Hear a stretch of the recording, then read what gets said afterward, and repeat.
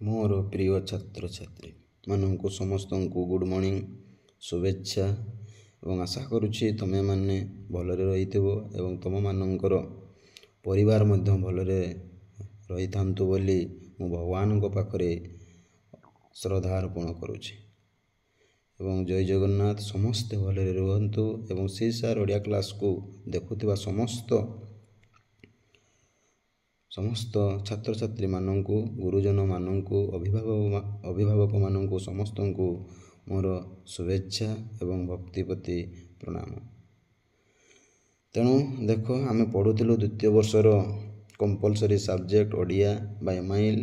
तेणु यह समस्त पिला मानक पई यह उपादेयक आर्ट्स हो साइंस हो धंदामूलक हो वाणिज्य हो समस्त पिला मानक पई क्लास टी आवश्यक। तेणु भिडटी जिते संपूर्ण भाव में मुझे गद्य विभाग आलोचना करदेवी कर सारा तार सर्ट क्वेश्चन गुड़िक आलोचना करदेवी एवं गोटे भिडियो करी माराथन जो गुड़िक गद्य विभाग समस्त क्वेश्चन जो तांकर जो रही विषय चारोटी समस्त विषय गुड़िक मुझे कौन करी सर्ट क्वेश्चन गुड़िक माराथन गोटे करदेवी एवं परिशेष कौन करी ना तांकर जो रही पूर्ववर्ती पूर्ववर्ती क्वेश्चन गुड़िक आलोचना करदेवी बोली मु आशा करुच्ची निहाती मुझे कौन करी ना आलोचना करदेवी जहाँफल से पाखे गोटे ज्ञान आहरण पाइबे। तेणु कौ केमिति पढ़ुचे से पाखे गोटे ज्ञान आहरण हो बोली मु आशा करुच्ची। तेणु पिला माने मोर प्रथम भिडियो जो तुम देखिन तेज मुझे डिस्क्रिप्शन में तार लिंक दे देछि तुम्हें निहाती प्रथम भिडियो को देख तापर आम पड़े आस द्वितीय भिडियो को तुम्हें देख। तेणु आउ थे कहूँ समस्त को शुभ सकाळ शुभेच्छा समस्त भलरे रही था। तेणु देख तेणु आज जो विषय रही कौन रे ना स्वाधीन देश रे शिक्षा चिंता हाँ कि नहीं। तेणु स्वाधीन पिला माने लेख बा खाता बाहर कर जो लिखि ना स्वाधीन देश रे शिक्षा चिंता लेखक होउचंदी किए ना गोलोक बिहारी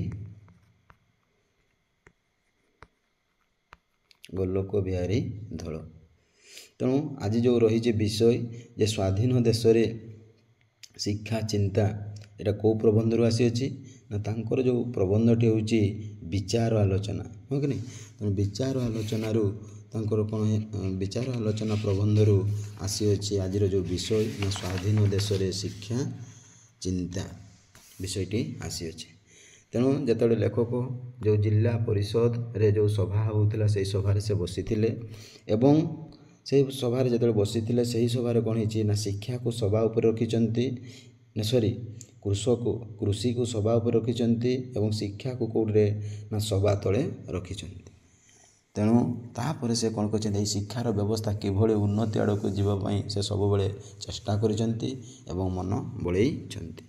तेणु आम पढ़ीलु केते पर्यंत देख पिला माने ना कौन कहूँ ना सरकार कौन करता गवर्नमेंट बहुत प्रकार कौन करता ना योजना बाहर करी किंतु लोक मैंने जो साधारण लोक मैंने आज जो ये निरीह लोक मैंने किंतु शिक्षार व्यवस्था बा ये शिक्षार प्रस्तुति को से पाखरे बुझीबार समय नथिला कौ मैंने हेले भी कौन कहते ना बुझा को चेष्टा करू नथिले बा जानिबा को मध्य चेष्टा करू नथिले। तेणु लेखक कहूथिले जे कारण होउची कौन होची ना साधारण लोकंकर विशेष शिक्षा नहीं आज कहीं से बुझा को चेष्टा करते ना तांको पाखरे आज कौन व्यवस्था नहीं आज शिक्षार व्यवस्था नहीं बा आज तांको पाखरे ज्ञान नहीं आज तांको पाखरे शिक्षा नहीं बोली आज ये शिक्षार व्यवस्था आज शिक्षार योजना से माने बुझा को आज मन प्रयास करू ना।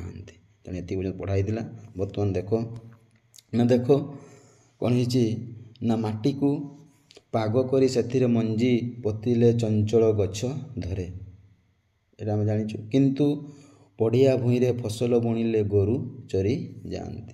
तेणु लेखक ये सुंदर भाव में कौन कर उदाहरण देते से कही प्रथम। तेणु आज शिक्षा जिते से विषयटी लिखिं से विभिन्न प्रकार से उदाहरण देते।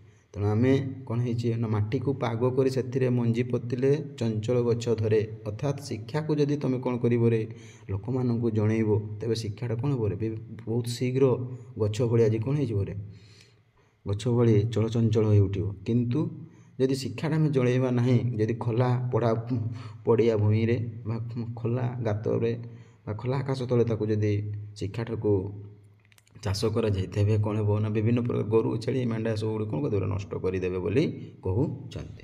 ତେଣୁ ମଣିଷ ମନରୁ ପ୍ରଥମେ ଶିକ୍ଷାର ସଜାଡ଼ି ତାହାପରେ ତାକୁ ଯୋଜନା କଥା କହିଲେ ସେ ବୁଝିପାରିବ।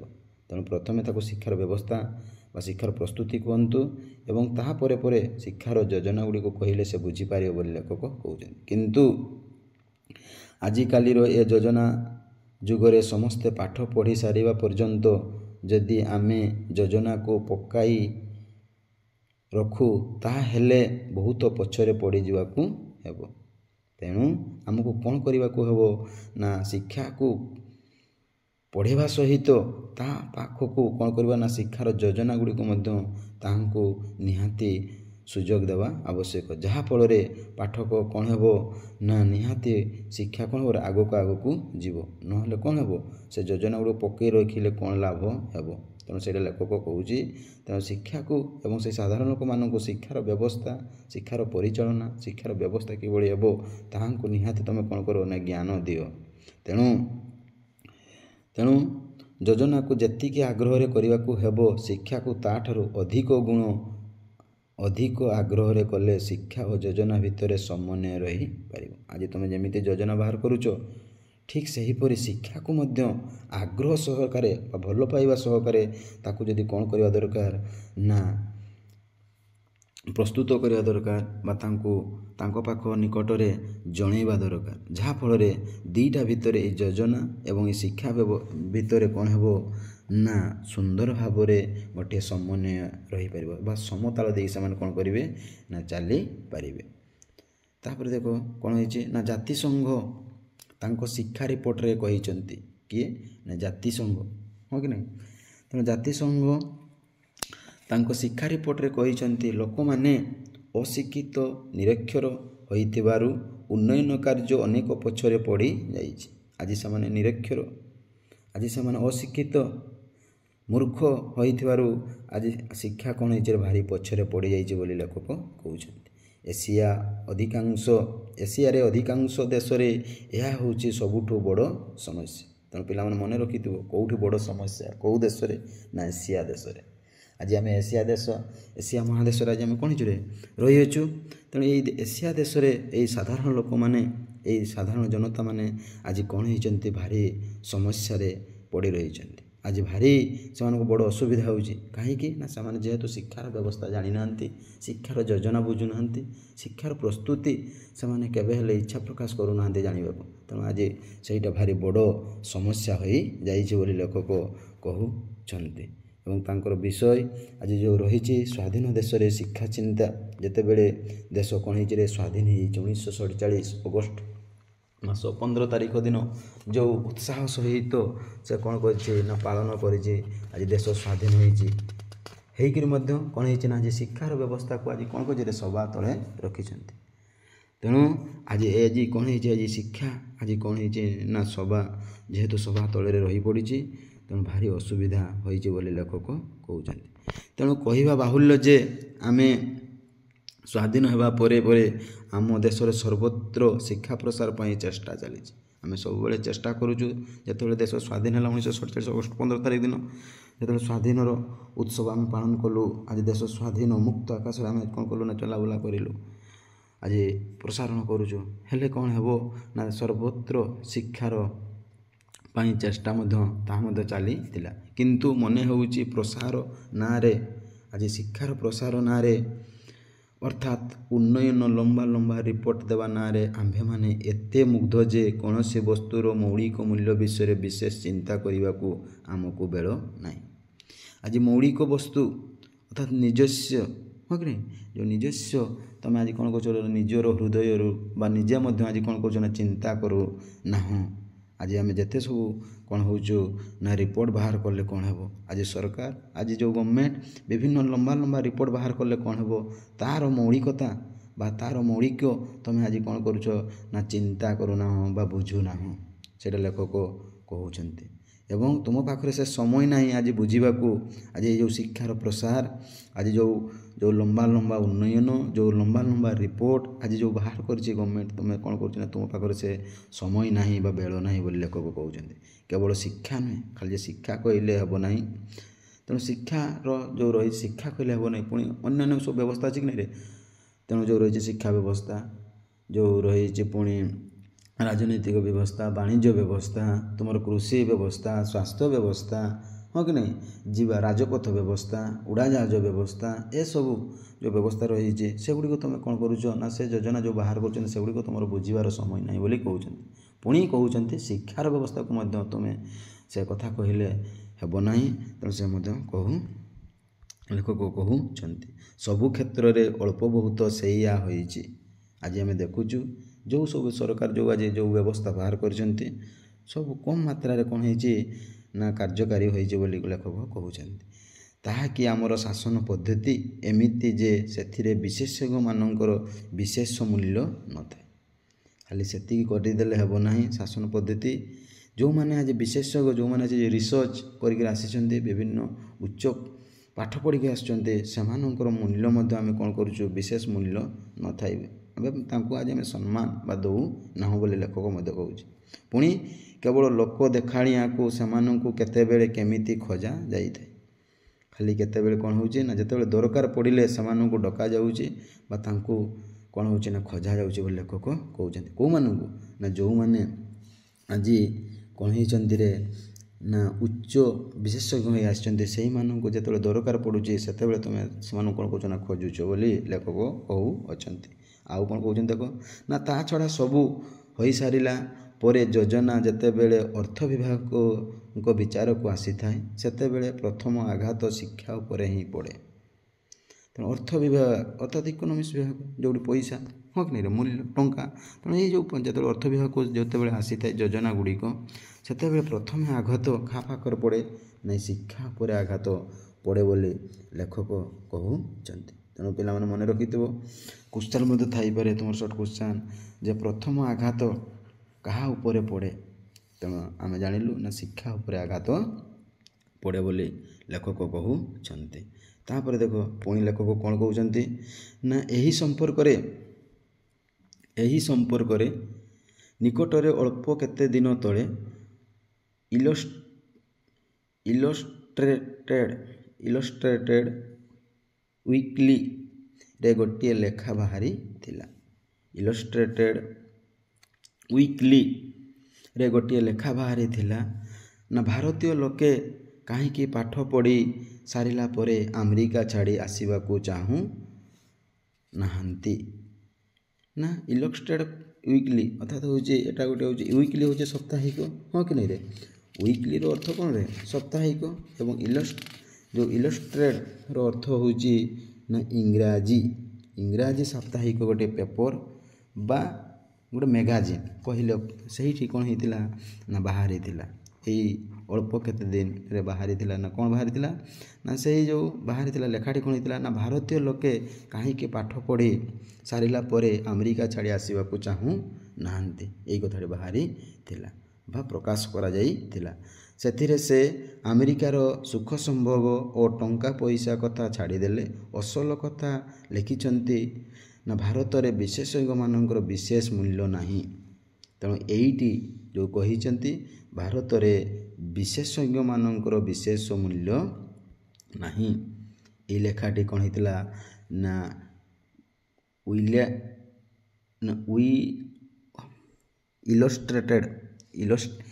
ଇଲଷ୍ଟ୍ରେଟେଡ୍ ୱିକ୍ଲିରେ କ'ଣ ହେଇଥିଲା ନା ପ୍ରକାଶିତ ହୋଇଥିଲା। ତେଣୁ ଭାରତରେ ବିଶେଷଜ୍ଞମାନଙ୍କର ମୂଲ୍ୟ ନାହିଁ। କାହିଁକି ନା ଯେଉଁମାନେ ଆଜି ବିଶେଷଜ୍ଞ ଗବେଷକ ଆଜି ଗବେଷଣାରତ ହୋଇକରି ଆଜି ଉଚ୍ଚ ପଦରେ ପଢ଼ି ଯେଉଁମାନେ ଆସିଛନ୍ତି ସେମାନଙ୍କୁ କ'ଣ ହେଉଥିଲେ ନା ଭାରତ ସରକାର ତାଙ୍କର କ'ଣ କରୁଥିଲା ନା ବିଶେଷ ମୂଲ୍ୟ ଦେଉନଥିଲା। ସେଠି ସବୁ କଥା ଶାସକମାନଙ୍କ ଦ୍ୱାରା ନିୟନ୍ତ୍ରିତ ହୁଏ। କେଉଁଠି? ସେଠି ସବୁ କଥା ଶାସକମାନଙ୍କ ଦ୍ୱାରା ନିୟନ୍ତ୍ରିତ ହୁଏ। ଯେଉଁଠି ବାହାର ଦେଶରେ ଯେଉଁ ଆମେରିକା ଛାଡ଼ି, ହଁ ରେ ଆମେରିକାରେ କ'ଣ ହେଉଥିଲେ ନା ସେଠିକାର ଶାସକମାନଙ୍କ ଯେଉଁ ରହିଛନ୍ତି ଲୋକମାନେ ସେମାନେ କ'ଣ କରୁଥିଲେ ବିଶେଷଜ୍ଞମାନଙ୍କୁ ସମ୍ମାନିତ କରୁଥିଲେ ବା ନିୟନ୍ତ୍ରିତ କରି ରଖୁଥିଲେ। କିନ୍ତୁ ଭାରତବର୍ଷରେ ଯେଉଁ ବିଭାଗରେ ଯେତେ ବିଶେଷଜ୍ଞ ଅଛନ୍ତି ସେମାନେ ସମସ୍ତେ ଅଳ୍ପ ବହୁତ ନିଶ୍ଚୟ ଏକଥା ଅନୁଭବ କରିଥିବେ। ଆଜି ଯେଉଁ ରହିଛନ୍ତି ଭାରତବର୍ଷରେ ଯେଉଁ ଉଚ୍ଚ ପଦବୀରେ ଯେଉଁ ଅଛନ୍ତି ବିଶେଷଜ୍ଞ ଅଛନ୍ତି ସେମାନେ ଆଜି ଅଳ୍ପ ବହୁତ କିଛି ଜାଣୁଛନ୍ତି ବା ଅନୁଭବ କରୁଛନ୍ତି। ଏହି ବିଷୟରେ ଗଲା ମେ ମାସରେ ବମ୍ବେରୁ ବାହାରିଥିଲା ସନ୍ଡେ ଷ୍ଟାଣ୍ଡାର୍ଡ କାଗଜ ଶାସକ ବିଶେଷଜ୍ଞ ଶୀର୍ଷକ ଗୋଟିଏ ଅଗ୍ରଲେଖାରେ ଅତି ଗର୍ବିତ ବା ଗର୍ହିତ ଅଥଚ ପ୍ରଣିଧାନଯୋଗ୍ୟ ମତାମତମାନ ପ୍ରକାଶ କରିଛନ୍ତି। ତେଣୁ ଆଜି ଯେଉଁ ଆମର ଭାରତରେ ଯେଉଁ ରହିଛନ୍ତି ବିଶେଷଜ୍ଞମାନେ ତାହା ଅଳ୍ପ ବହୁତ ନିଶ୍ଚୟ ଜାଣିଛନ୍ତି। ଏବଂ ଲେଖକ କହୁଛନ୍ତି ଯେ ଗୋଟିଏ ପେପର ଯେଉଁ ରହିଛି ଯେ ସନ୍ଡେ ଷ୍ଟାଣ୍ଡାର୍ଡ ନାମକ ଗୋଟିଏ ପେପର ବା କାଗଜ ଖବରକାଗଜରେ କ'ଣ ହେଇଥିଲା ନା ମେ ମାସରେ ବମ୍ବେରୁ ବାହାରିଥିଲା। ସେ ଶୀର୍ଷକ ହେଉଛି ନା ଶାସକ ଓ ବିଶେଷଜ୍ଞ। ଏହି ଶାସକ ବିଶେଷଜ୍ଞ ଯେଉଁ ଶୀର୍ଷକଟି ରହିଥିଲା ସେଇଠି ଲେଖା ହେଇଥିଲା ବା ମତାମତ ପ୍ରକାଶ କରିଥିଲେ ନା କ'ଣ ମତାମତ ପ୍ରକାଶ ରହିଛି ନା ବିଶେଷଜ୍ଞମାନଙ୍କୁ ବିଶେଷ ସମ୍ମାନ ମିଳୁନାହିଁ ବୋଲି ଭାରତୀୟ ଛାତ୍ରମାନେ ଆମେରିକା ଛାଡ଼ି ଆସିବାକୁ ଚାହୁଁନାହାନ୍ତି। ତେଣୁ ଏହା ପ୍ରକାଶିତ ହୋଇଥିଲା। ଭାରତ ସରକାର ଜଣେ ଛାତ୍ରଙ୍କୁ ଲେଖିଥିଲେ ଯେ ଭାରତ ସରକାର ତ ଆମେରିକା ସରକାର ଭଳି ଧନୀ ନୁହନ୍ତି, ତେଣୁ ସେ ଅନ୍ତତଃ ନିଜ ଦେଶର ସେବା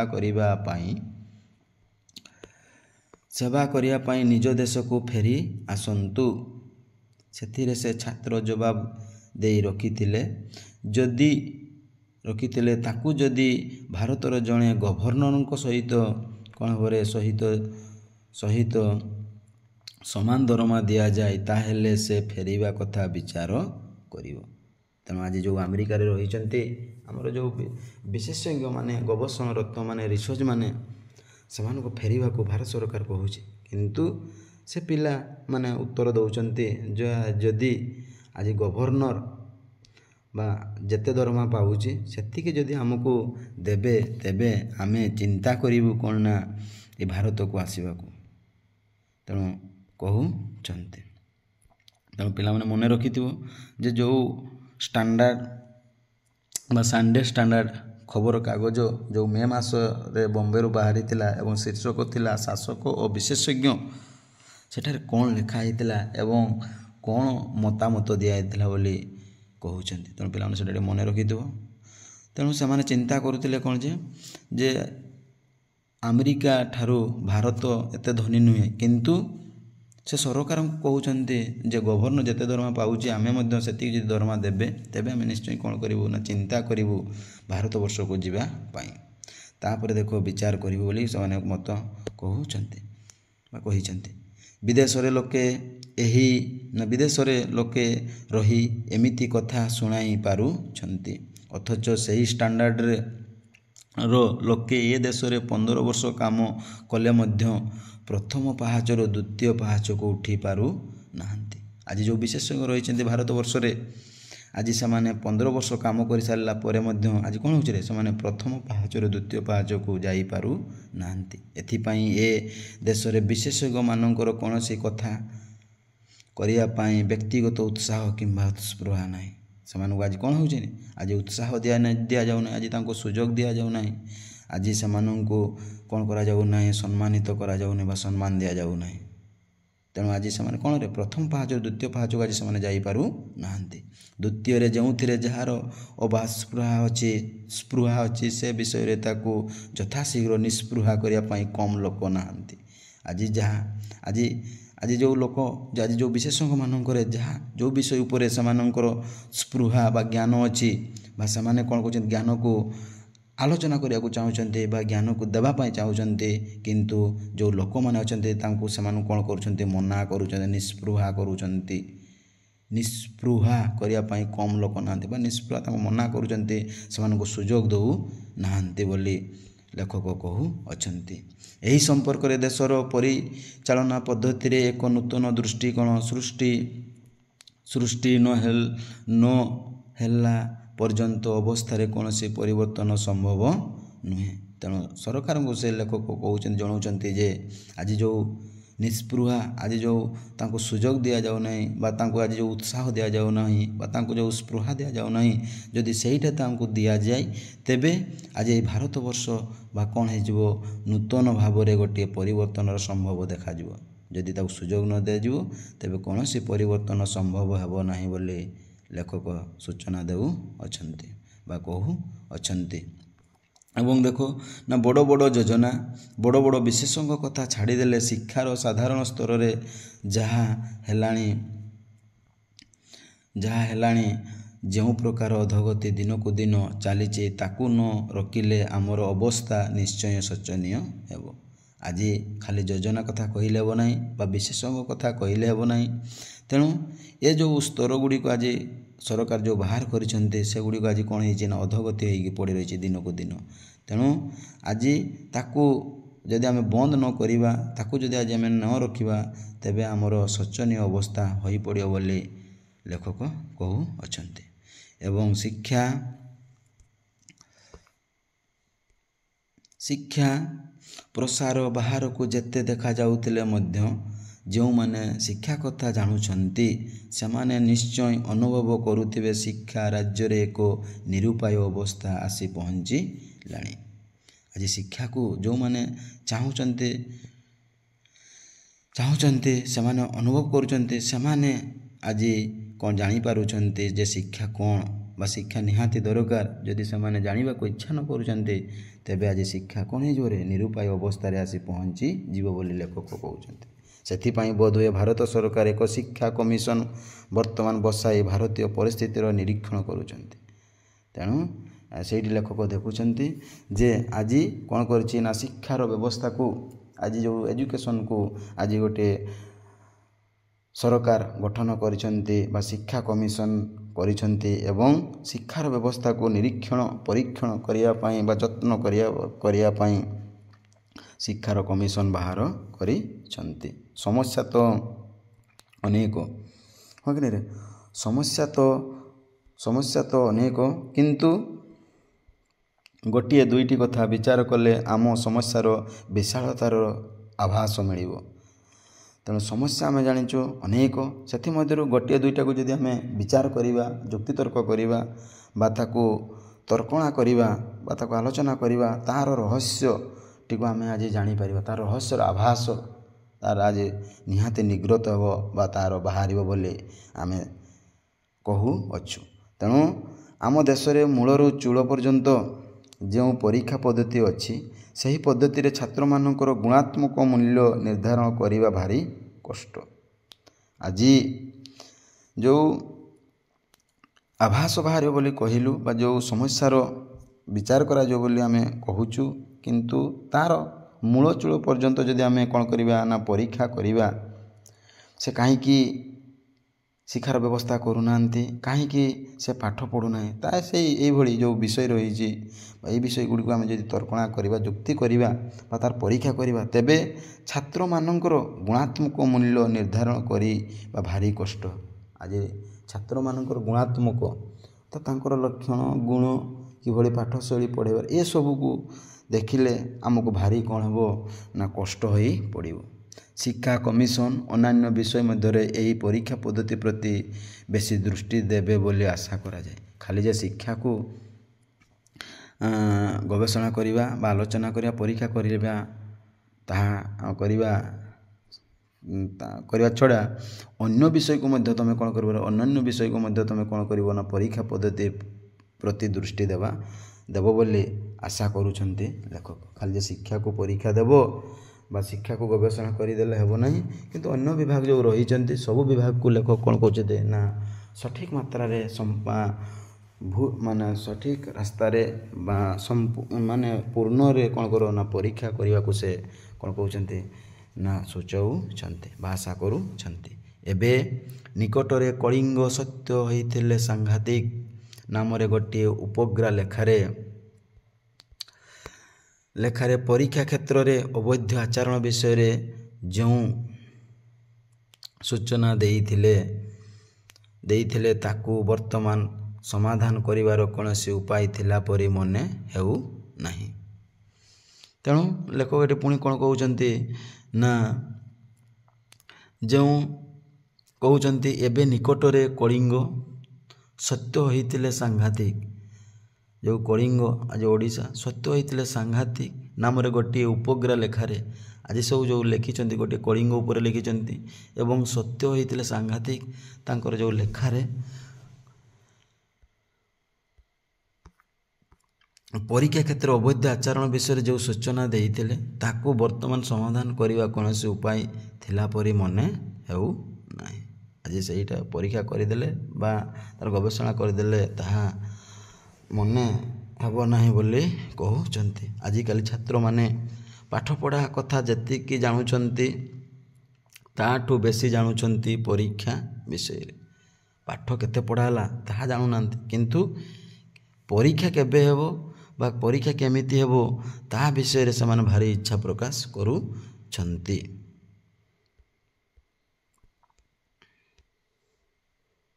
ତେଣୁ ପରୀକ୍ଷା ବିଷୟରେ ସେମାନେ ବିଶେଷ କ'ଣ କରୁଛନ୍ତି ନା ଜାଣିବାକୁ ଚେଷ୍ଟା କରୁଛନ୍ତି। ଆମ ପ୍ରଗତିଶୀଳ ଦେଶରେ ନୋଟ୍ ବହି ଜବତ କରିବା ତ ଦୂରର କଥା, ଏବେ ପ୍ରାଥମିକ ପରୀକ୍ଷା ପାଇଁ ମଧ୍ୟ ପ୍ରଶ୍ନ ଉତ୍ତର ବହି ସବୁଠି ବେଶୀ କଟୁଛି। ଅର୍ଥାତ୍ ଆମେ ଯେଉଁ ପଢ଼ିବା ପାଇଁ ନୋଟ୍ ବହି ଏସବୁ ଜବତ କରିବା କଥା ବା କ'ଣ କରିବା ପ୍ରସ୍ତୁତ କରି ରଖିବା କଥା, ସେଟା ତ ଦୂରର କଥା। ଆଜି ଯେଉଁ ପ୍ରାଥମିକ ପରୀକ୍ଷା, ଯେଉଁ ପ୍ରାଥମିକ ସ୍କୁଲ ବା ପ୍ରାଥମିକ ଯେଉଁ ବ୍ୟବସ୍ଥା ରହିଛି, ଯେଉଁ ପଢ଼ିବାର ବ୍ୟବସ୍ଥା ବା ତା'ର ଯେଉଁ ପରୀକ୍ଷା, ତା'ର ଯେଉଁ ପ୍ରଶ୍ନପତ୍ର ସେଟା ମଧ୍ୟ କ'ଣ ହେଉଛି ନା ବହି ସବୁଠି ବେଶୀ କଟୁଛି। ବହି ଗୁଡ଼ିକ କ'ଣ ହେଉଛି ରେ କଟି ଯାଉଛି। କାହିଁକି କଟି ହେଉଛି ନା ନୋଟ୍ ବହି ପଢ଼ି ଭୋଟ ଦେଇ ପୃଥିବୀରେ କେଉଁଠି କେବେ ଗଣତନ୍ତ୍ର ତିଷ୍ଠିଲାଣି। ଆଜି ଯେ ଆମେ ଖାଲି ମୂଳ ବହିକୁ ବା ମୌଳିକ ବହିକୁ ବା ମୂଳ ବହିକୁ ଆଜି କ'ଣ କରୁଛନ୍ତି ନା ପିଲାମାନେ ଆଜି କ'ଣ କରୁଛନ୍ତି ପଢ଼ୁନାହାନ୍ତି। ସେମାନେ ତ ଖାଲି ନୋଟ୍ ତିଆରି କରି କ'ଣ କରିଦେଉଛନ୍ତି ନା ପଢ଼ିକିରି ପରୀକ୍ଷାରେ ଭଲ ନମ୍ବର ରଖି ଦେଉଛନ୍ତି। ତେଣୁ ସେଇଟା ସେ ଉଦାହରଣ ଦେଉଛନ୍ତି। ଖାଲି ଯେ କ'ଣ ହେଉଛି ଭୋଟ ଦେଇ କ'ଣ ହେବ ନା ଗଣତନ୍ତ୍ର ଆଜି ତୁମେ କ'ଣ ଯେଉଁ ଲୋକଙ୍କୁ ଆଜି ବସଉଛ ସେଇଟା କେତେ ଦିନ ରହିବ? ସେମାନେ କ'ଣ ଚଲେଇ ପାରିବେ? ସେ ଯଦି ଗଣତନ୍ତ୍ରର ବିଷୟରେ କିଛି ଜାଣିନଥିବ ତେବେ ଲାଭ କ'ଣ? ସେଇଭଳି କଥା। ତେଣୁ ତୁମେ ଯଦି ମୂଳ ବହିକୁ ନ ପଢ଼ିଥିବ ତେବେ ଖାଲି IBD ପଢ଼ି ବା କୌଣସି ନୋଟ୍ କିଣି ଯଦି ତୁମେ ପରୀକ୍ଷାରେ ଭଲ ନମ୍ବର ରଖିଦେଲେ ଲାଭ କ'ଣ? ସେଇଟା ସେ ଲେଖକ କହୁଛନ୍ତି, ଉଦାହରଣ ଦେଉଛନ୍ତି। ରାତି ପାଇଲେ ଯେଉଁ ବିଲାତ ଆମେରିକା ଓ ରୁଷ କଥା ଆମେ କହୁଛୁ ଓ ସେମାନଙ୍କ ସଙ୍ଗେ ସମକକ୍ଷ ହେବା ପାଇଁ ଚେଷ୍ଟା କରୁଛୁ। ଆଜି ମନକୁ ଆସୁଛି ଆଜି ରୁଷ ବିଷୟରେ ଆମେ ସମାନ ହେବା ପାଇଁ, ଆଜି ମନ ଚାହୁଁଛି ଆମେରିକା ସହିତ ବିଲାତ ସହିତ ଏକତ୍ରିତ ରହିବା ପାଇଁ ବା ତାଙ୍କ ସହିତ ଆମେ ସମକକ୍ଷ ହେବା ପାଇଁ ଚାହୁଁଛୁ। କିନ୍ତୁ ଲାଭ କ'ଣ? ତୁମେ ତ କ'ଣ କରୁଛ ନା ନୋଟ୍ ବହି ବା କୌଣସି IBD ନୋଟ୍ ଏସବୁ କରିକି ତୁମେ କ'ଣ କରୁଛ ନା ପାଠର ମୂଳଟାକୁ ତୁମେ କ'ଣ କରୁଛ ବା ତା'ର ପଢ଼ୁନାହଁ। ତେଣୁ ସେ ଲେଖକ କହୁଛନ୍ତି ଏମିତି ନୋଟ୍ ବହି ପଢ଼ି କ'ଣ ଆମେ ସମାନ ହୋଇପାରିବୁ? ତେଣୁ ତୁମେ ପିଲାମାନେ ବୁଝିପାରୁଥିବ, ଜାଣିପାରୁଥିବ। ଆମେ ଯଦି ନୋଟ୍ ବହିଟିକୁ ପଢ଼ିବା ବା ଆମେ ଜାଣିପାରିବା କିରେ? କିଛି ଜାଣିପାରିବା ନାହିଁ। ତେଣୁ ନୋଟ୍ ବହି ପଢ଼ିବା ଲୋକ କ'ଣ ମୌଳିକ ପୁସ୍ତକ ଲେଖିପାରିବ?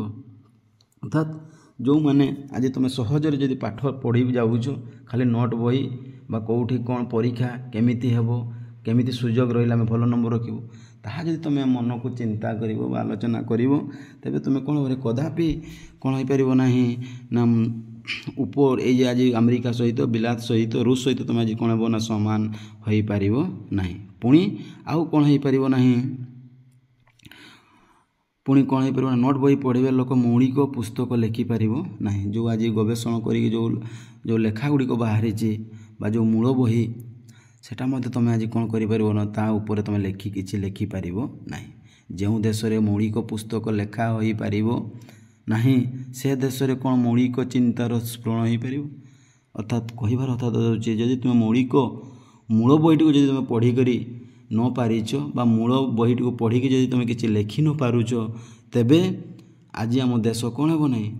ଆଜି କୌଣସି ପ୍ରକାର ସେ ଉନ୍ନତି ଉପରକୁ ଯିବ ନାହିଁ ବା ଆଜି ଶୀର୍ଷ ସ୍ଥାନ ସେ ଗ୍ରହଣ କରିପାରିବ ନାହିଁ ବୋଲି ଲେଖକ କହୁଅଛନ୍ତି। ତେଣୁ ତୁମେମାନଙ୍କୁ ସେ ଅନୁରୋଧ କରୁଛନ୍ତି କ'ଣ ହେଉଛି ନା ମୌଳିକ ବା ମୂଳ ବିଷୟ ବା ମୂଳ ବହିଟିକୁ ତୁମେ ପଢ଼, ଯାହାଫଳରେ କ'ଣ ହେବ ନା ତୁମ ମନରେ ଗୋଟେ ଚିନ୍ତା ଆସିବ। ନହେଲେ ଏ ଦେଶରେ ମୌଳିକ ଚିନ୍ତାର କୌଣସି ସ୍ଫୁରଣ ହୋଇପାରିବ ନାହିଁ। ଅର୍ଥାତ୍ ମୌଳିକ ଚିନ୍ତାର କୌଣସି ତୁମମାନଙ୍କରେ ସ୍ଫୁରଣ ବା ଆନନ୍ଦିତ ବା ସ୍ପୃହା କଦାପି ଆସିପାରିବ ନାହିଁ ବୋଲି ଲେଖକ କହୁଅଛନ୍ତି। ତେଣୁ ଭାବୁଛି ଭିଡ଼ିଓଟି ଲମ୍ବା ହେଇଗଲାଣି ପିଲାମାନେ, ତେଣୁ ଆଜି ଏତିକି ଥାଉ। ନେକ୍ସଟରେ ମୁଁ କ'ଣ କରିବି, ପରବର୍ତ୍ତୀ ଭିଡ଼ିଓରେ ସମ୍ପୂର୍ଣ୍ଣ ଭାବରେ କ'ଣ କରିବି ନା ସ୍ୱାଧୀନ ଦେଶରେ ଶିକ୍ଷା ଚିନ୍ତା ବିଷୟକୁ ଆଲୋଚନା କରିଦେବି। ଆଶା କରୁଛି ସମସ୍ତେ ଭଲରେ ଥାଅ ଏବଂ ଭିଡ଼ିଓଟିକୁ ବିନା ସ୍କିପ୍ରେ ନିହାତି ଥରେ ଦୁଇଥର କରି ଦେଖ, ଯାହାଫଳରେ ତୁମେ ବୁଝିପାରିବ। ଏହାର ସର୍ଟ କ୍ୱେଶ୍ଚନ୍ ଗୁଡ଼ିକ ମଧ୍ୟ ମୁଁ କ'ଣ କରିବି ବିଷୟଟିକୁ ଆଲୋଚନା କରିସାରିଲା ପରେ ସର୍ଟ କ୍ୱେଶ୍ଚନ୍ ଗୁଡ଼ିକୁ ମୁଁ ଆଲୋଚନା କରିଦେବି। ରହୁଛି ଜୟ ଜଗନ୍ନାଥ ଏବଂ ଆପଣମାନଙ୍କର ମତାମତ ନିହାତି ଦିଅନ୍ତୁ। ଭିଡ଼ିଓକୁ ଲାଇକ୍ କରନ୍ତୁ, ସବସ୍କ୍ରାଇବ୍ କରନ୍ତୁ ଏବଂ ଆପଣମାନଙ୍କ ସାଙ୍ଗସାଥିମାନଙ୍କୁ ସେୟାର କରନ୍ତୁ। ଜୟ ଜଗନ୍ନାଥ।